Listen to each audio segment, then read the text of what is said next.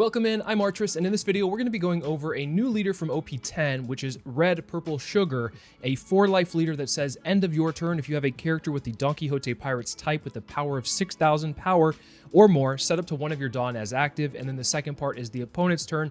Once per turn, when you activate an event, set up to one of your Don from your Don deck as active. Now, at first, when I saw this leader, I didn't think that this would be a leader worth experimenting with. However, after a little bit of more play testing with Sugar, she's actually deceptively strong. However, there are some glaring weaknesses with this deck that make me think it's not quite good enough to take to a competitive stage. However, it's almost there. The way you should be playing Sugar is very defensively in your early to mid stages of the game, and then once you get to the late stages of the game, you can play out a new 8-cost Doflamingo, and then also some other top end, depending on what you choose to run. Now, before we go over the deck list and how the deck operates, if you're new to the channel, please consider giving the channel a sub, and also if you like the video, give it a thumbs up. Both of those things help out the channel so much. I can't thank you guys enough for all of the support. Additionally, if you'd like to talk about the One Piece card game outside of the YouTube comments, please make sure to join the Discord. The link for that is in the description below. So getting off into the list, I am running 4 of the 10-cost Shanks. I know this is a really strange card to be running in this deck because you're supposed to be typically running your Don Quixote Pirates package. However,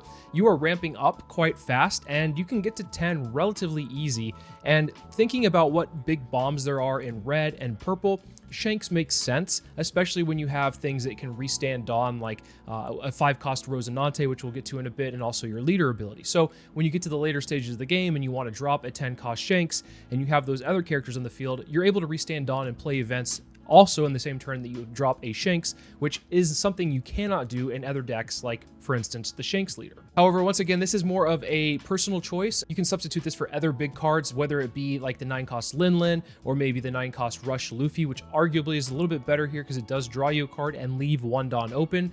There's a couple of different choices here, but ultimately I went with the Shanks just because I think it's a badass card and why not include it into the deck. Next up, we're running a new card from OP10, 3 of the 3-cost Sanji. You don't really have a 3-cost spot in this deck, and so this Sanji kind of helps get you filling out that curve a little bit easier. The good thing here is on KO, you get to draw a card, so oftentimes your opponent will just want to swing into it the turn after that you swung with this card, and the fact that it is power reduced on your opponent's turn definitely incentivizes them to swing into it. So in the early stages of the game, it acts as a way to add some pressure to the board or to your opponent's life, and then on the flip side, you're able to gain a resource out of it once it does get KO'd. Then to touch on some of the Don Quixote Pirates package we're running a new 3-cost blocker from the OP10 set that says on KO, Don -1. If your leader's type includes the Don Quixote Pirates, add up to 1 purple event card from your trash to your hand. So here, this is a very strong card to be able to be played later on in the game when you want to recycle some of your events that we are running.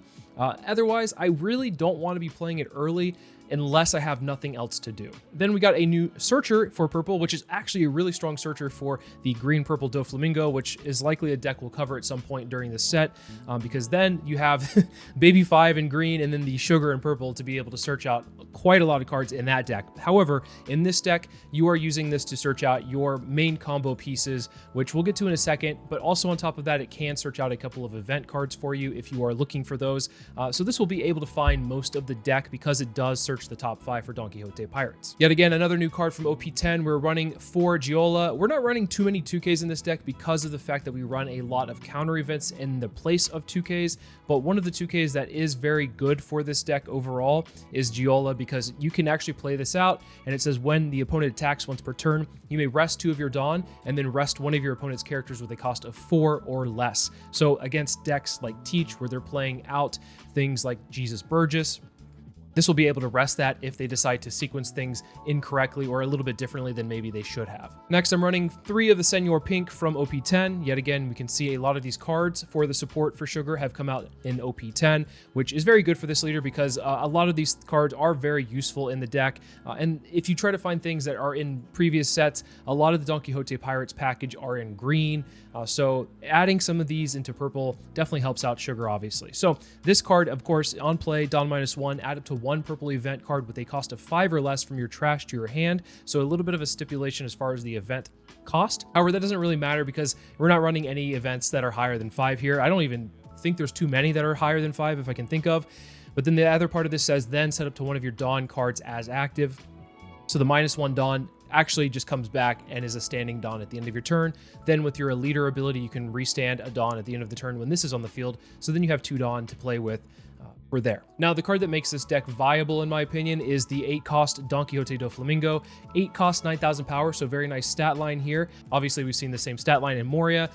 Is the effect as good as Moria? No, it's not, but it is very good for at least Sugar. And here you have on play Don -1, play up to 1 5-cost or lower Don Quixote Pirates type character card from your hand. So it doesn't have to be a certain color, so actually that also plays a lot better into green purple Doflamingo. I keep talking about that deck, but I'm actually seeing some good synergy here. And the second part of this is the opponent's turn. Once per turn, you may rest one of your Dawn, add up to 1 active Dawn from your Dawn deck. So this will help you ramp up a little bit faster. Obviously, when you are at 8 Dawn, you're pretty much at 10 anyway, and so minusing the 1 doesn't really matter too much, but you do get that back pretty much for free with the opponent's turn once per turn effect. So that is also a very nice thing to have. Just make sure that you don't activate it if you are on 10 and you have standing Dawn. Otherwise, you will have to pay that 1 Dawn and then you don't get anything in return.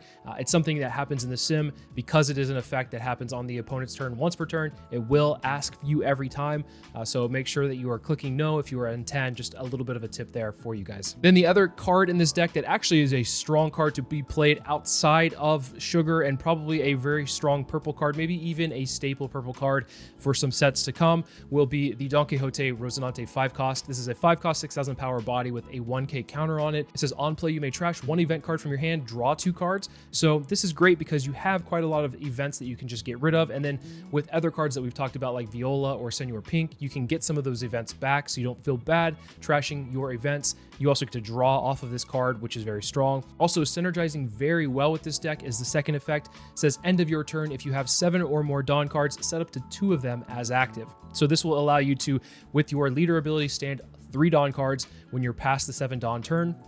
And then you have a lot of that standing Dawn to be able to play counter events, which you have so many of. So let's talk about which ones we're running for this deck. As you can tell, I'm running quite a hodgepodge of different events that are in certain scenarios good and in other scenarios just okay. Of course, Gum Gum Red Hawk is just generically a good card because here, if you are able to play out a counter event in this deck that doesn't minus Dawn, you're actually ramping, which is great because you're playing defensive and then you can get to your taller bodies a little bit faster. So Gum Gum Red Hawk, I actually might want to increase this a little bit more, but we're running it at 2 for right now. There's not too many situations where the actual KO effect comes up to play, but it sometimes does. So that's a good card to have because of that. However, you can also synergize it with the next card, Kamakura Jasushi, which I feel like I've been butchering this name, but regardless, we're going to go with it. It's another 2-cost event, and this one can be searched off of the Sugar that I talked about earlier, the searcher that looks at the top 5. And here you can actually use the counter event because it says choose up to 1 leader or character, and it gains 3,000 power during this battle. Afterwards, one of your opponent's leaders or characters gets minus 2,000 during this turn. So here's what you can do. You can actually use this card first, minus 2,000 something on the field, plus 3,000, so you get out of an attack, and then you can Gum Gum Red Hawk if you want to be able to get rid of that card if it is 4,000 power or less. So that is a nice little trick to be able to get rid of something on the board while also protecting yourself. Of course, you're using 2 counter events, but that's what they're there for. Also, to kind of synergize with that Red Hawk would be a Hell's Judgment. We're running 2 of them. Very strong card that we don't see run too often because it is somewhat of an annoyance to have to minus Dawn with your counter events. However, that doesn't really matter in this deck because with counter events that minus 1 Dawn, you just get that Dawn back anyway. Like I said, if you are not minusing Dawn, you're actually able to ramp up. So with Hell's Judgment, it just nullifies the minus 1 Dawn cost, which is very strong. And then the effect, of course, is up to 2 of your opponent's leaders or characters get minus 3,000 power during this turn. So you can minus 3,000 to a leader, a character, or whatever it may be. You can do 2 characters, you can do a leader and a character.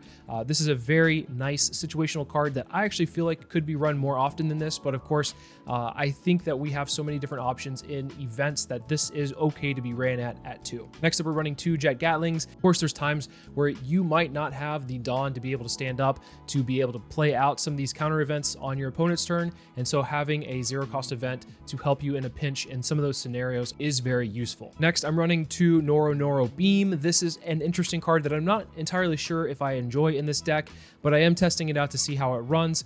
It is a counter event for 1, and it says Dawn -1, give up to 1 of your opponent's leaders and characters minus 2,000 power for this turn. So it's kind of like a mini Hell's Judgment, except you don't get to choose 2 characters if you want. It has to be be one leader and it has to be one character. It can't be two characters, unfortunately, but this is still a really strong card, of course, because it says for the turn, not for the battle. So if you are facing something that restands on your opponent's side of the field, it is shrunk for the entirety of that turn. And same thing goes for anything else that you want to minus, of course, with this. Next, I'm running 2 Noro Beam Swords. This is a counter event from OP07 that says Dawn -1, give up to one of your character or leaders plus 2,000 power for the battle. That doesn't really seem great for 2 Dawn. However, the second part of this effect is what's more important. It says then rest up to one of your opponent's characters. Doesn't matter the cost, you just rest that character. So that is incredibly powerful against decks that go really tall, or maybe have something like a 10 cost Teach, for instance. You can just rest that if your opponent wants to swing instead.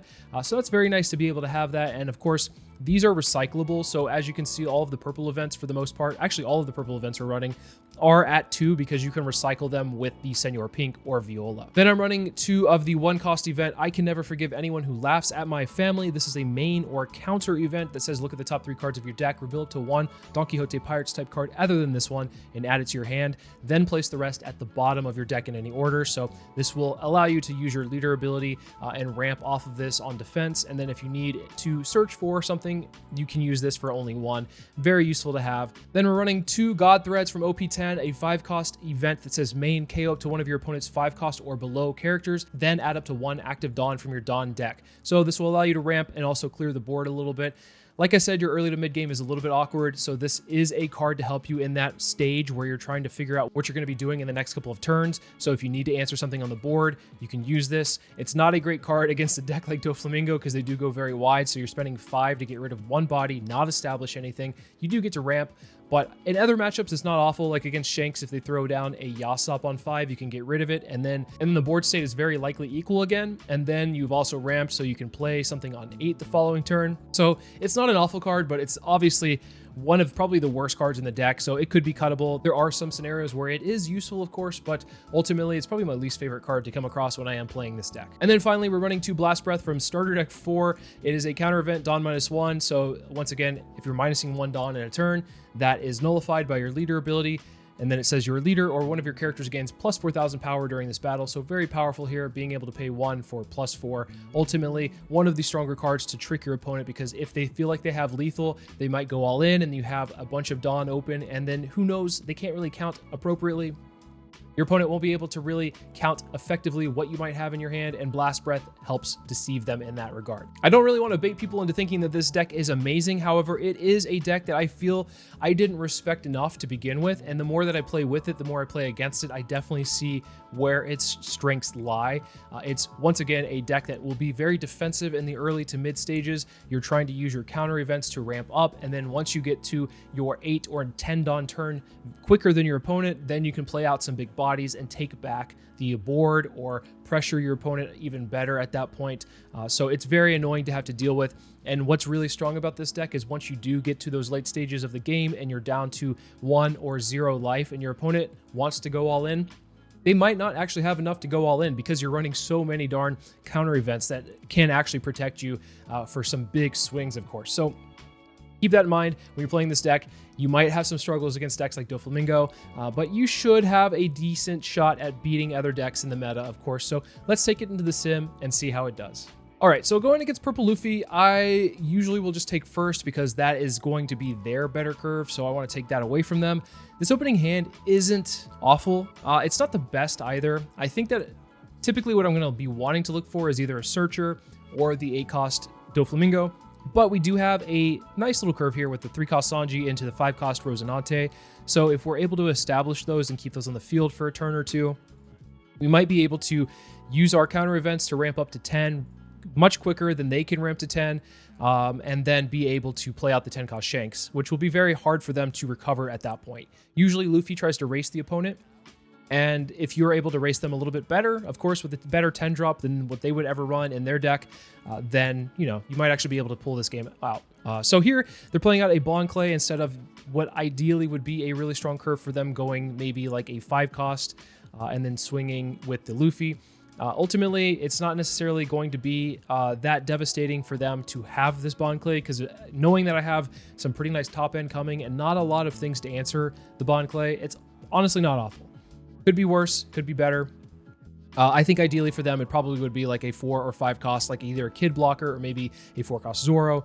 But of course, if the next turn they're playing out their 7 cost, what is it, the Luffy Taro combo, then we could be in some trouble here. So let's go ahead and swing 5. Ultimately, I think what we should be doing is just pressuring life. Obviously, we can't swing anywhere else, but in subsequent turns, when there are bodies to be attacked into, unless of course it's the Bond Clay, I think it's just better to swing into the leader overall and kind of just challenge them to a race. They gave us a 2K off of a 5 swing, so that's pretty telling. They might just be clogged up with 2Ks. Looks like they're going to actually take that one, which I'm a little bit surprised on. Here, I'm going to use the Rosinante to pitch out the Blast Breath. We can always just get that back with the Viola if we so choose. And then we also have the Noro Beam as well to help us if we need to use it. And I think that's a little bit better here in this scenario than just a Blast Breath, because they do have, assumably, 2 attacks coming our way with the leader and also the Bond Clay. And I think the Noro Beam will be pretty useful for both of those attacks. So here, yeah, they're starting off the Luffy Taro into Zoro Juro chain. So really strong 7 or I guess 8 Dawn turn for them. And now, of course, we are in a little bit of trouble because they have so many big bodies. We're hoping that they swing the Bond Clay so that we can actually trade into it, because I don't want the Bond Clay on the field. If we have a 10 cost Shanks in our hand, it's going to prevent me from wanting to play that, of course. So yeah, unfortunate there, but they are aggressively just taking life. Of course, we're going to let them take this Sanji because it's a card draw for us. We love to see it. And they're also swinging with this Bond Clay. So I'm going to go ahead and use this counter event just because might as well get it out of my hand and prevent an attack from happening. Although I could have just given them a 2K. Actually, I don't even have a 2K, so it doesn't matter. So we'll swing the Sugar, the leader, into the Bond Clay here. And because we're at 7, it's a little bit awkward. We aren't able to play out an 8 cost Doffy. So maybe it was actually a mistake in that regard to use the Noro Beam, because we would have been fine, I think. Or no, we would have still been at 7. So yeah, regardless, here we're just going to play out a Viola, and we're going to play out a Sanji, and then pass the turn. We're hoping to keep our Rosinante alive, but to be honest, this is a really weak turn here. So I'm going to put out the Sugar as well so I can have it for a following turn if I need to use it. Because who knows, maybe this next turn we don't get anything to play off of the Doffy, and that could be really awkward, and so we'd have a Sugar to at least search for something to play off of the Doffy, because we will be at 9 Dawn, assumably, for this next turn. And here, I would imagine that they're probably just going to try to clear the Rosinante, because this card is a nuisance for them, because it's standing my Dawn up at the end of every turn. Of course, Purple Luffy sometimes will just ignore the board and go straight for face, because their bodies are, more often than not, better quality than a lot of the opponent's bodies. That's why Purple Luffy's just so strong. They have these bodies that can cheat out, and the bodies that they have really high stat lines. Whew. They're going Luffy Taro into Zoro Juro into Luffy Taro into probably the Sangoro that they just searched off of. So yeah, this board is nasty. We have to actually race at this point, because there's no way that I can confidently clear anything on their board. And to be quite honest, like, I don't think there's a reason to. Okay, so they are going to go ahead and swing into the Rosinante. I'm going to elect to just block, because I can use the Noro Beam effectively against the other 2 attacks that might be coming our way. So let's go ahead and just use the Noro Beam. I think here is fine. So we can go ahead and minus the leader, and we can also minus the Zoro Juro swinging at us. Keep it alive here. And then the following turn, we can actually just, I'm going to swing into face, because to me, it doesn't make any sense. No sense whatsoever to swing into the Zoro Juro. Swinging 5 into 5 always makes sense, of course. Swinging 6 into 6, not so much. Because here, if we're swinging 6 into 6, it's easily just a 1K that they have to give us, whereas 6 into 5, which is the leader, they have to give us a 2K. So against Purple Luffy, usually I'll swing face. They don't want that pressure to hit their life total instead. So here we go. They're giving us a lot of counter here, going down to basically 0. They're playing a Gum Gum Giant to get out of a 6K attack. So that's 2 Gum Gum Giants we got out of their hand there. Love to see it. We're going to play out to this Doflamingo with a Rosinante. I think we pitched the Jet Gatling and then pass the turn here. Is that a mistake? I am not entirely sure. Our hand is not great. We have a 2K and we have a Blast Breath. So hopefully we get something good from life. As we've seen so far, we haven't seen too many counter events. So there's a good chance that some of these might be in life here. Considering that they're swinging here, Gonna use the Doffy effect, of course, to ramp up 1 on the opponent's turn with the attack here. I think it's a go ahead. We'll just use the Blast Breath just to be safe, get it out of our hand, see what other attacks they might throw our way. With the Zorojuro, we'll give them a 2k as well. And then from here on out, we have to take the rest of these hits because we don't have any counter in hand. So it's okay here if that's what they do. 8, 6. Should have swung 6 and 8, but it would have connected regardless, but just in general, swing the lower number first. And then here, they might have they're at 9. No. Okay, so they have a Sanji to do a rush. I was going to say if they had a 9 cost Big Mom, that could be a good play for them, but they don't. I think they're going to try to pressure game here, considering they don't have a lot of cards in hand, and they can go 7, 8. Which this is really scary. We do get a counter. Oh my gosh, if we didn't get this counter event out of life, we would have been in trouble. But of course, we didn't see too many counter events, so there had to have been one in the 3 life we had left. So we'll go ahead and take this. And if they hit us with an 8, we still would have been able to counter out of this and be fine. So here we can just probably use what's on the board to swing into them with, only 1 Dawn open, and we've seen 2 Gum Gum Giants go by. I think it's okay to go ahead and swing 9 here to see what they do, and then 7s here on out to weather their hand down. And then once we've swung 7 with the characters on the board, we can put the rest on the sugar and swing really big. There's other ways to do lethal here, but this is how I prefer to do it, at least. Get that 1 hit out of the way, and then start taxing their hand, 2 cards to swing, and then whatever's left. Yeah, they had another Gum Gum Giant. This is why that card's so strong, is because it usually just draws into more Gum Gum Giants. But here, we're pretty much guaranteed. We could have swung all out. I could have just done a fair 11, and that would have been fine. But they do have counter to get out of this one, of course. And then we'll do the 12, just to guarantee it. So that was a very close match, considering they had a strong curve overall. They played it well. And I think that, unfortunately, we didn't get to play our Shanks, which would have been a nice deciding factor in this matchup. But I think, ultimately, the bodies we did have proved to be pretty successful. All right, going against Green Purple Doflamingo here. I don't remember this in the anime, so I actually feel like Green Purple Doflamingo benefits more from the support that comes out in OP10 than Sugar does. However, I do feel that because Doffy doesn't really throw down too many threats, that I feel like Sugar might be okay to handle going against this deck. We just have to worry about any kind of 10-drop chain that they might have, so that could be quite annoying. But if we're able to find maybe a 10-drop of our own, we should be in an okay standing, just depending on what we do here. So this next turn, we don't have a lot of action going on, so what we're going to end up doing is using the sugar to search for something. I don't know what, but we'll find something, and then maybe leave 2 open. So we're going to swing into the baby 5, get it off the board, leave 2 open, and potentially protect the sugar and ramp at the same time. Here we have a lot of decent options, but I do want to have at least a body on the field. Even though we had like plenty of defensive stuff there, I think having a body is fine instead. So swing 5 into the baby 5. This usually will go down unless they're going to do what we're going to do. But we do it a little bit better because we get to ramp when we do it, so that's nice. Considering we have both an 8-cost Doffy and a 10-cost Shanks to play, we need to be able to get to 10 rather fast here. So if they just decide to swing 5 into sugar, it's as easy as using the Kamakura, plus I believe a 2k? Or it could be a 1k. It's +3, -2. Oh, they're going 6? Yeesh. Okay, so we're actually going to protect this.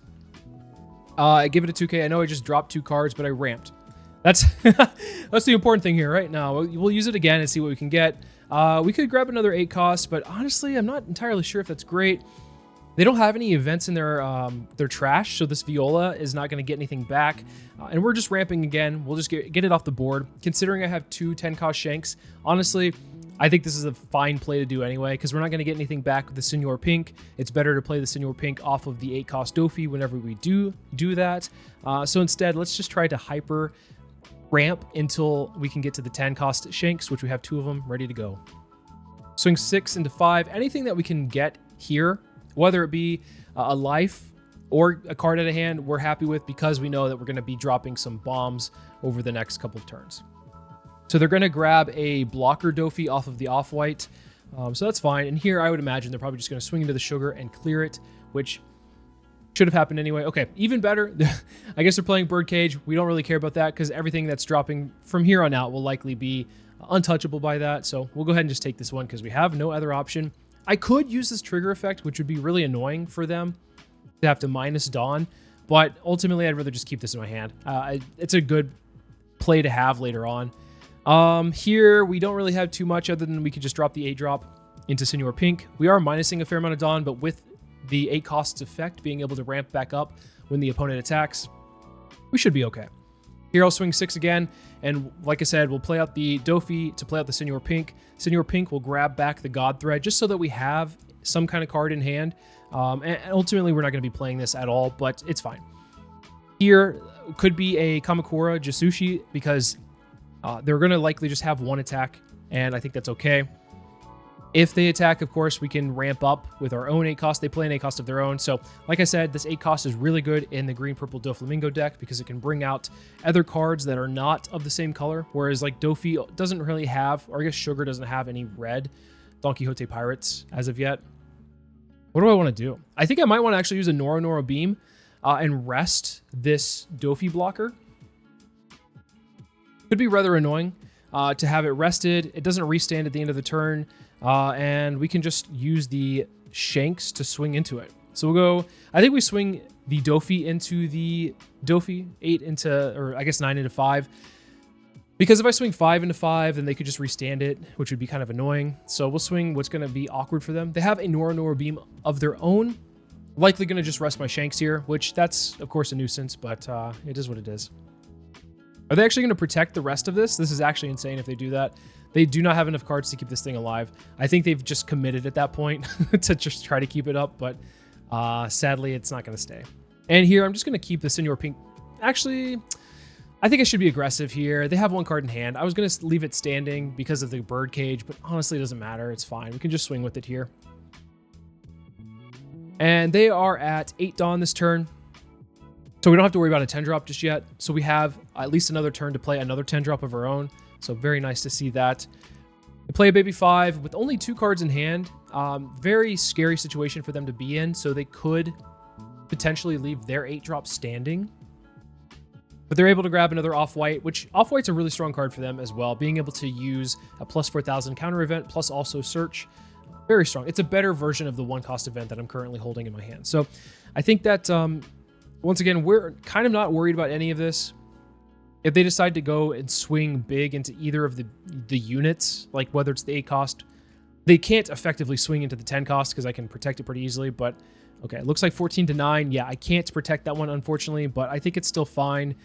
Maybe to use the 1 cost event just to see what we get. And we could probably grab either the 2K or the Rosinante. Rosinante's fine here. I don't think we need a 2K per se, because they're just going to swing 5 with a leader, and we can actually just take this one as well. Because, once again, we're not in any danger of dying. Here, we can swing 12 into 8 pretty cleanly. Another 10-cost Shanks is going to be devastating for them. Going to be quite the nuisance. They might actually think about protecting this, because they are likely going to be like, oh, yeah, what else are they going to swing with? Their leader? But, unfortunately for them, I have another Shanks ready to go. They are thinking about it. They're probably going to play the off-white. I imagine that we just saw. The off-white will search something, and they might just give that counter that they search off of. But it's all for naught because this Doffy's going down no matter what. I really wish that I had a Rosinante on the field, because with these 10 costs coming down, having the Rosinante be able to stand stuff up is very nice, of course. Wow, they do protect it. Insane. I feel like we just play out the Shanks. We swing at it, and then we swing 5 at lead. Because we don't need to swing at the baby 5. The baby 5 will be KO'd at the end of their turn, along with my Sugar and along with my Senor Pink. So here, we just pass the turn, and I just imagine that this will probably be a 10-cost Doffy, because they are at 10 Dawn. Yep. I'm freezing my leader, freezing the 2 Shanks. But that's okay, because we have 1 more Shanks to go, and I think it's okay to just give a 1K here. Probably the Rosinante, because we're not going to really have time to play it. We're trying to close the game out in the next turn or 2. So yep, another Shanks. We'll swing 12 into 5. And now, if you look, this 10-cost Doffy on their side of the field is 7,000 power. So it's not going to be a huge threat for us, although we aren't able to restand Dawn at the end of this turn, which is one of the issues with running this 10-cost Shanks, is that sometimes when you play them and you don't have any other Don Quixote Pirates on the field, yeah, you aren't able to restand Dawn. So yeah, kind of an annoyance, but we're in a really good spot. The only thing that could be a deterrence for us winning here is if they have 1 more 10 drop, but even then I still feel like we're in an okay spot. We can probably take the 7, and then we can use counter events from here on out. Diamante and a Monet, not awful, but think it's okay that we just take that one because we don't have any other options. And we could counter out of this one with 3 1Ks, but part of the fun of playing Sugar is that you have a bunch of counter events and your opponent has to figure out how to get through you, and they don't know how many counter events you might have. Would using the God Thread there be the smartest option? Probably not. Probably not, but I just wanted to use it and get it off the field. We could have played a Viola, but if they are running Hody Jones, there's no reason to give them a 1K for free. We'll swing 5 into lead. So we're just clearing the board, seeing if we can at least hopefully survive lethal this turn, which with all the counter events that we have, we're good. So that's why getting that, I think the 10 cost off the board is probably the safest bet. Another beam sword to get our Shanks to be rested. Quite unfortunate. And of course, we'll swing the last 12, and either they block or they let it go. Obviously, that's the 2 options you have. But I think here, I'm honestly not too sure what they would want to do. I feel like they probably should just let it go. Yeah, there's no reason to block there, because these are the last stages of this game. So maybe there's a world where, I don't know, they swing with the Monet, right? It's a long shot, but who knows? Maybe there's a world where they see an out there. They only swing 5. What? Okay. Is this another 10 drop? Interesting. Okay. So I feel like they're probably going to play 10 drop. They lock down the 3 Shanks. They have the Monet ready to go. I don't have any way to get rid of the Monet, unfortunately. So here, let's just count. We have 2, 4, 6, 7. So I feel like we can just safely swing 8 here with our leader. Either they have a counter event here to cleanly get out of this attack, or they have to block. And it looks like they just block. Okay, so they are probably out of counter events, which is really a good sign for us. They'll probably go all in. I would imagine they just go all in with this Doffy.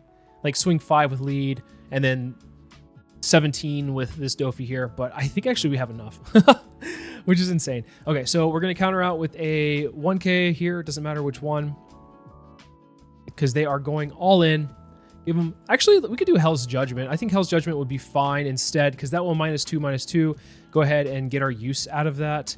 And then they're going to swing 14 into 5. We'll go a Kamakura Jisushi, +3, -2. Then we'll go a Hell's Judgment.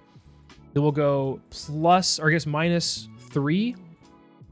And then we'll go ahead and use a Blast Breath. We could have used 1Ks, but we have a lot. We have a lot of counters, you can see. And then from here, we can just swing all out. Yeah, this is like the power of Sugar sometimes, is that your opponent's like, oh, I have enough for lethal. And it's like, no, not anywhere close. All right, Doffy is a matchup that I really do not want to go against. I feel like this matchup is going to just run us over because we do not have any pressure early to mid. We have ways to alleviate 1, maybe 2 swings, if that.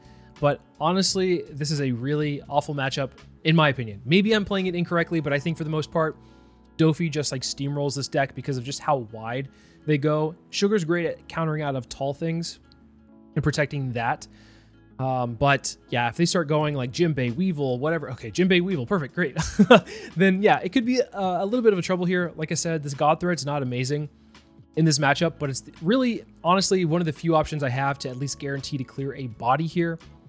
And if we need to, we'll use the Blast Breath. And then block with the Viola, and then get the Blast Breath back. But we kind of have to just stall as much as possible. Okay, they grab a Moria to, I assume, play the Moria, or play the Weevil that they just grabbed off of the teachability here. This deck is just, it's insane. It's insane what they do. Insane, insane. We'll go ahead and take this one. This is actually pretty good because we can use this to search off the top. And then we get the Dawn back. We can probably just grab a 2K easily there. We'll gain the Dawn back, and then we can use the Blast Breath to protect ourselves. And then we can keep this Viola on the field, although maybe an issue because of the fact that Viola will be easily bounced. We'll swing 5 into the Jinbei. This will likely just be countered, of course. We'll go Doflamingo to play out a Rosinante. I think pitching out a Kamakura is fine. We get one in return. So honestly, really good here. Unfortunately, we are still not in a great spot with 2 life, and they have a really wide board. We can use the Red Hawk to get rid of the Teach if they don't use the Teach first. Of course, they have a Red Rock ready to go. What? Doffy's running Red Rock. I mean, I guess it works out here, but that's you don't see it too often. I guess we can go ahead and give him a 2K here. Here, we might go ahead and just go and block and get the Blast Breath back. Is that our best option? Yeah, I think that's fine. 5 into 5 is really awkward, so I'll just have to give him a 1K here. Or I could also go Kamakura. Kamakura doesn't really answer the Doffy, though. We'll go ahead and do it. I think we'll go ahead and do it. It's fine. And we can give him 1k, or we can go Red Hawk and get rid of this Teach on the field. If they don't bounce it, of course, they do have the Law, which is quite annoying. They just bounce the Law instead. Okay, maybe we just use a Red Hawk, or just give him a 1k. We can save the Red Hawk for the following turn. Maybe it was a mistake there. Maybe we should have just used the Red Hawk to get rid of the Teach, but we'll see.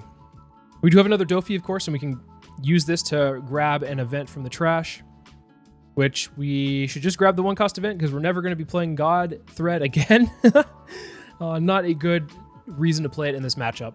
5 into 5. We'll go 7 into 5. And then, do they actually protect this? I think they let it go. Okay, I was thinking, but they were actually going to protect that. We're able to restand Dawn here, and we can use Red Hawk and Beam Sword and Blast Breath. We have a fistful of counter events, so we're okay right now. Like, we've turned it... I spoke too soon. I said we were okay because like we started to build up a board, but then they had Gravity Blade to answer the board, unfortunately. Here, it could just be a 7-8. Might be 7-8. They swing with the Weevil first, which is actually smart because I was going to rest it with the Beam Sword if that was the case, but fortunately that is not what we're going to have to answer it with. We can search out a Senior Pink, which will recycle another event. And here, I think it's fine to just go Red Hawk and get rid of the Teach. Probably should have done that last turn, but hindsight is 20/20, I suppose. And then here, are we okay going to 1? Like it's Doffy with, oh my gosh, this board here. Oh, yeah. Beam Sword's not going to answer anything, unfortunately, so I think that we just have to take this one. And we do get another 8-cost, which is actually pretty good for us. How do we want to do this? Let's go ahead and play out the Doffy, play out the Senior Pink. Minus a Dawn, grab something. We'll grab the 1-cost event, and then restand 1 from the Senior Pink. I feel like I should just swing 5 into 5 because I need this Dawn standing. I need the Dawn standing for this next turn to at least guarantee I stay alive. And then I think we swing into life because we might be able to pressure them the following turn. If we do it correctly, get them down to 2, and then hope that they just miss math. Or maybe we can survive. I'm not sure. I'm not entirely sure here. Let's see what they do. Oh, they just decided to go 9 first. Okay, shoot. I'll take that one. I'll take the 9 first, and then we'll see how they swing after that. But we might actually be able to get out of this depending on what we get from life here. Of course, Red Hawk would be nice, but not the case. Oh, we'll take a Gatling. Yeah, sure. Why not? It's actually pretty good because we can use the 1-cost event to see what we get off the top. If it's a dead card, we can pitch it with Gatling. If it's a 2K, awesome. We have a lot of options here. So let's go ahead and use the 1-cost event. Actually, let's use the Beam Sword first to go ahead and rest the other Weevil because we want to be able to make sure that this other one doesn't swing. Then we'll use this to see if we can get a, okay, 1K, perfect. We'll be able to counter out of this one, and then they will probably just go the rest on leader, so 10, which will have enough with the Blast Breath, and then 2 Gatlings. And then here's where you have to math it out correctly. I feel like a swing of 9 might be fine. We could go like 9, 9, 10, 11, something along. Let's see what they do with this first 9, though.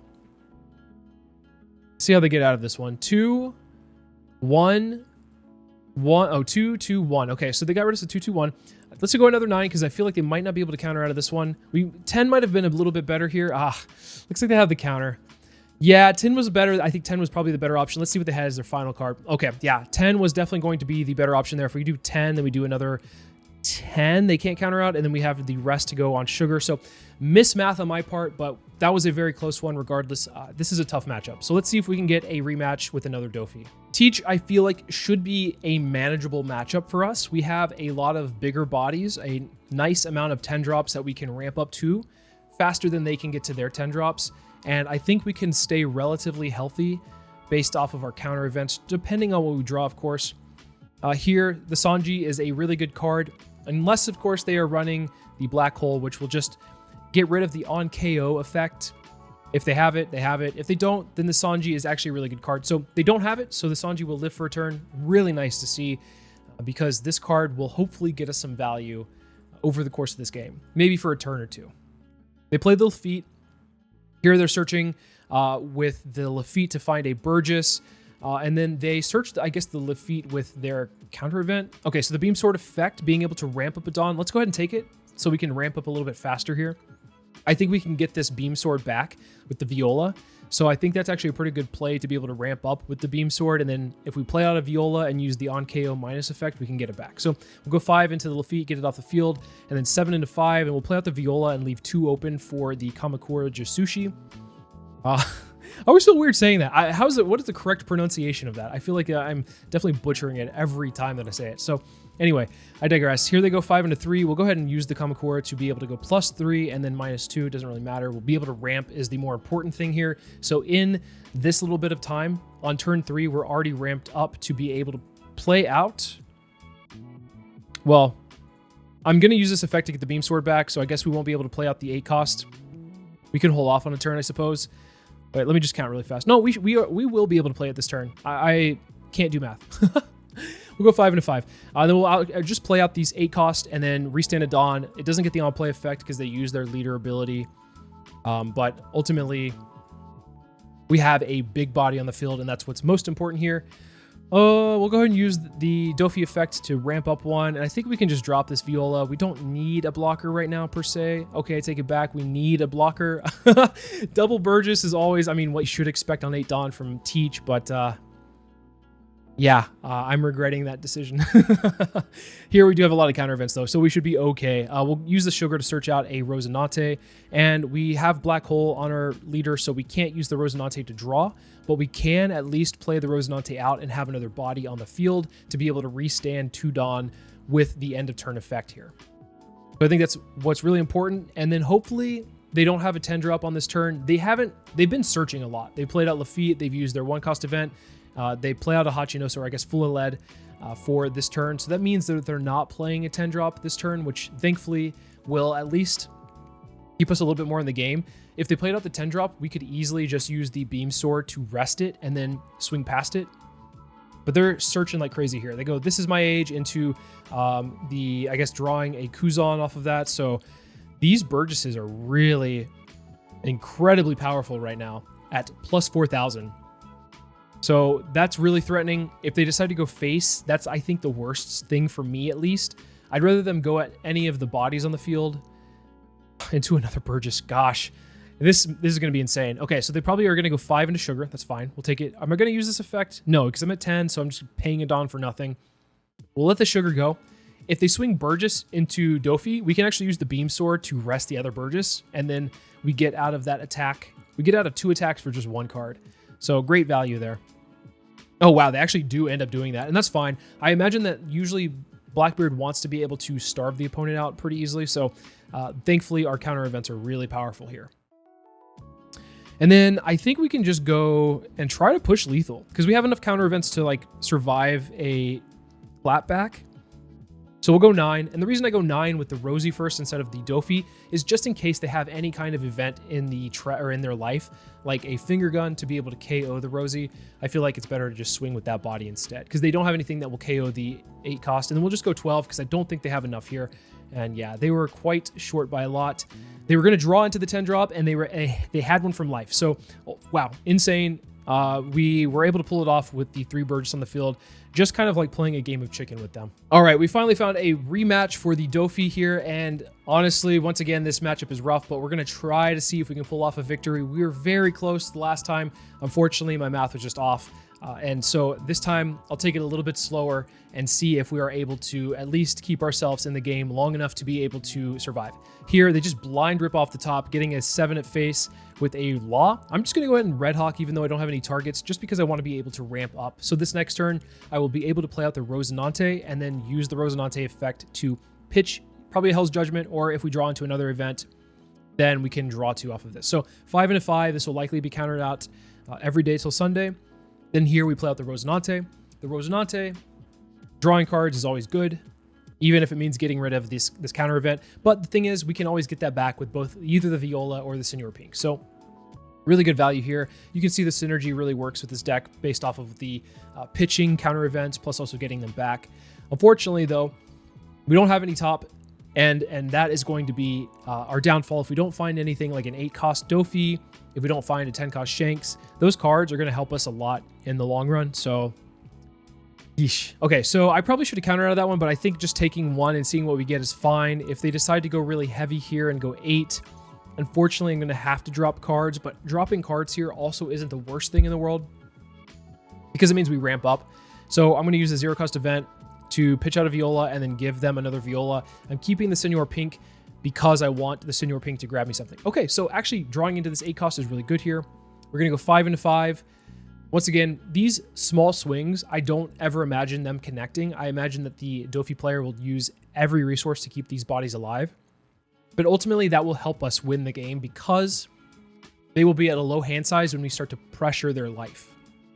So getting the Senor Pink out is huge because we're able to get the Hell's Judgment back, which Hell's Judgment is one of the best cards to go against Doffy because it stops usually 2 attacks. Here is where they probably are starting to run out of steam, potentially. I take it back. They have a Hancock to perfectly play something off the top if they so choose. They might go 5 with the Mihawk, 5 with the Law. I'm okay with that. That's cool. Do we take this one? First, we'll use the Doffy effect. I think we do. I think we do take this one, and then we can use the Hell's Judgment to stop the Law and also the Leader ability. The only thing I'm worried about is that with the Leader ability is if they bring out another Hancock, then they can actually just swing 5, and then I have to give them 1 more card. But hopefully, it's not.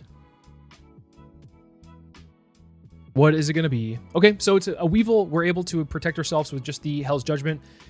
So close to getting the Shanks out. Unfortunate here. But I think what we end up doing is we'll go 7 into Mihawk. They might block and give us a 2K. If they block and give us a 2K, then we go 8 into the Hancock. And then we go 10 into the Weevil, just so we're guaranteeing getting these cards off the field here. Yeah, 8 into Hancock, and then we'll go 10 into the Weevil. I want to get these big bodies off the field as efficiently as possible. 10 into 6 is probably overkill, but it's fine. If they counter out of the 7 to 5, then that's really good for us as well, but we're able to get it off the field, thankfully. The Viola is also really good here because we've seen them play the Law, which means they have to either search the Law with like a Boa, or it could be like a Perona or a Buggy, or they might have one in hand. But if they're playing out the Law, that's less dawn for them to be able to swing into me with, which is really good. They play double Moria, so they grab a Hancock and they're grabbing a Weevil. Are those the best cards they could be grabbing right now? I feel like maybe some counter would be good because I'm going to start really pressuring their face hard here in a second. Oof. We have a 2K. I feel like this might be okay, but we could also just block. I think we just block, use the minus effect, save the 2K, and then give them the Sanji. Because they're going to swing 5 here with the Law. Giving them a 1K for this swing is a lot better than giving them a 2K. Here we'll just play out the Shanks, go 5 into 4. Wow, they let it go. I'm so used to Doffy's protecting the 5 into 4s when you play a Shanks down. They'll go and counter out of at least one of these, and then we're going to put them down to 2 life here. So this is what I mean. They've been countering out the entire game, and so in one turn, we took them from 5 life to 2 life. And so we can probably close the game out, depending on how they swing here. With the Shanks and then also the Hell's Judgment, we're actually in a really good spot. So we're going to go ahead and just use the Hell's Judgment because this is a clean counter. We're going to use it on the other Moria, so the other Moria can't swing. Might have been better to use it on the Leader. However, I think it's fine to use it on the Moria. And, ooh, they mismath by just 1 here. That's why Hell's Judgment is so good. Oh my gosh. And then here, I don't know how they can really recover. They don't have a lot of counter. Yeah. We got pretty lucky with our curve here, drawing into the Shanks on time. But yeah, this matchup is usually pretty rough. All right, and finally, we're going to go against Shanks here. I think Shanks is going to be, whoever can get their 10 drop on the field sooner is going to be in a position of power here. However, they probably have easier ways to find their 10 drops. I have to just draw into the Shanks, unfortunately. So that's going to be an annoyance, but it is what it is. We'll swing 5, see if they're awake, and give them a Sanji for the following turn. Sanji's really good here because Sanji will likely always connect in some way or force them to counter. We'll take the 5. We'll swing Sanji first. I want to play out this Rosie, but I don't want the Lucky Roo to KO it, so I want them to use the Lucky Roo effect to KO my Sanji so I can get a card draw off of it. They're just going to minus my leader and then give him a 2k. So we'll go ahead and play out the Rosinante, pitch a Beam Sword, and then just pass the turn from here. We have a God Thread, which is not necessarily great in this matchup when they have a Lucky Roo on the field. If they drop a Yasop, then it's going to be really strong here. But who knows? We'll see. Okay, so they do drop the Yasop, and they swing 6 and a 3. Love to see that. That's actually really good for us. Getting that card draw, and then I know that sounds weird. Having a body leave the field is good for us, but getting the card draw is always really important here. And I think we just used the God Thread. We'll swing 6. Actually, you know what? Maybe we don't. We could play out another Rosinante and have 2 on the field, but we could also just get rid of this Yasop, leave the Rosinante standing so the Lucky Roo doesn't do anything, play out the Sugar to search a little bit further into the deck. We could grab a Viola, which we'll need, which they have a Shanks, as you see. They have a Shanks, the Rush Shanks from OP09. This is an easy Uta into Sugar for them, but we do have a Kamakura to be cheeky if we want to, which is really nice here. I'm going to go ahead and use it so I can ramp up a little bit. I mean, it doesn't really matter if I ramp too much because I don't have anything huge to play yet, but that also stops their Shanks from swinging. Yeesh. They cleared the board pretty well that turn, but we can actually reestablish here. We'll go 7 into lead. This might be the first hit that they take in the entire game, which is scary because they're about to be on 10 Dawn and they're at 5 life. Which is exactly the spot where Shanks wants to be. Here, we're going to go ahead and play out the Rosinante to pitch, I think, Blast Breath, because we need to have protection from multiple swings. Because if they drop a Rush Shanks this turn, we can use the Hell's Judgment to minus the leader and then minus the Beckman, so we don't take any damage from those two, and then just take the hit from the Shanks. And then we can establish Violas from there on out. Oh, they just don't even opt to do that. Okay. Establishing a Rayleigh is pretty good here. We'll go ahead and use the 1-cost event. I think the 1-cost event's fine. Or Hell's Judgment's also fine too, I guess. Just go ahead and get this out of the way, and then we can use the 1-cost event after as well. It doesn't really matter too much. Oh, that hurts so much, seeing those 2 Shanks go by. Yeesh. Oh, okay. Never Punished. We have it on the flip side here. Love to see it. We'll go 5 into 5. Here, they might use their leader ability. Oh, they just take it. Okay. Shoot, they use their leader ability on the Doffy? Why didn't they just... Maybe they're just wanting to take cards? I don't know. 12 into 5. They have to block this one for sure. And then here we just stand 1 up and fake that we have something and just hope for the best. This will likely be a 10-drop. The 10-drop will probably swing into my Doffy. I could protect it, and if I protect it, what does that mean for the future turns? It means I don't have a lot. So I think I just let this one go. And then protect myself from the Shanks attack and the Beckman attack. And then just take this Rayleigh. Oh, getting this beam, the Norano or beam, is actually really strong here from life. We go ahead and use this one, actually, because then with 1 card, we can protect ourselves from the leader and also this Beckman. So really strong here. And depending on our draw, okay, let's go ahead and use Sugar to see what we get. 2K is also really strong, so we just build up the 2Ks in our hand. We'll play out the other one. A counter event's really strong here. And, I think we just go 9. I think we just go 9 at face. 11 at face? Yeah, I think that's probably our best bet. And then we just protect ourselves from any kind of huge hits that are coming through. I suppose we'll just have to hang on tightly. Oh, they let that one go through. Their hand must be bricked. What the heck? Okay, so let's see what they do. They might want to distribute Dawn across their board, which I feel like could be a little bit better for them. But they also might just swing flat across, depending on what they have in hand.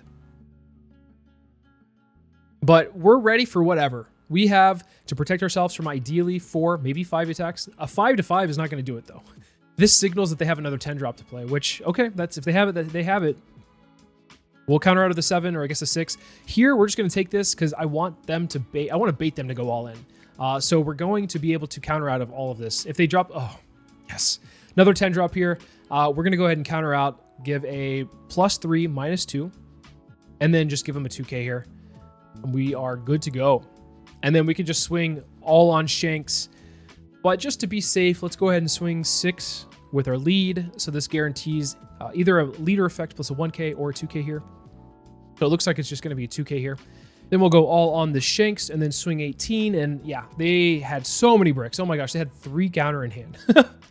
That was insane. Okay, well, sometimes you just pull out wins against Shanks because they just don't have anything. But getting the 10 cost, I think, is very important. We were lucky to at least see 1. Overall, I'm pretty happy with this list. I think that there's some changes I would make overall. I want to add maybe another top-end piece, whether that's the 9 cost Luffy or something else.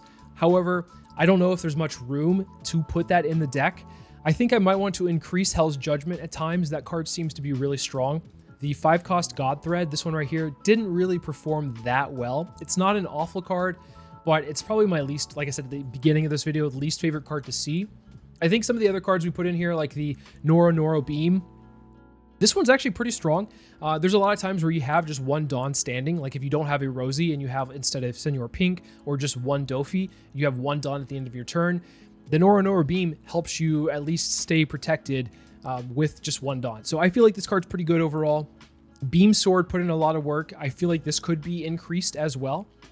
But what do you take out for that? Not entirely sure. Does this Sanji make sense? It does fill out the 3 cost curve a little bit better, so you have an aggressive play in the early game. But it could be cuttable because you're trying to at least establish this, and then sometimes this. So that's a personal preference, what you would like to cut. But I think you could probably get away with cutting God Thread to some capacity, maybe increasing Hell's Judgment. Who knows, maybe cutting this down. But with that in mind, I feel like Sugar's probably a very strong choice for you to take to a local tournament and probably do well, surprise a lot of people. I think this deck is deceptively strong, and who knows, it might actually perform pretty well depending on the build in bigger tournaments. Although if you do run across Doflamingo, keep that in mind that this deck will struggle because you just don't apply any pressure early. But who knows, I feel like you could get a little bit lucky in your tournament run and maybe dodge Doffys altogether. One can hope. As always, thank you guys so much for watching, and I'll see you in the next video.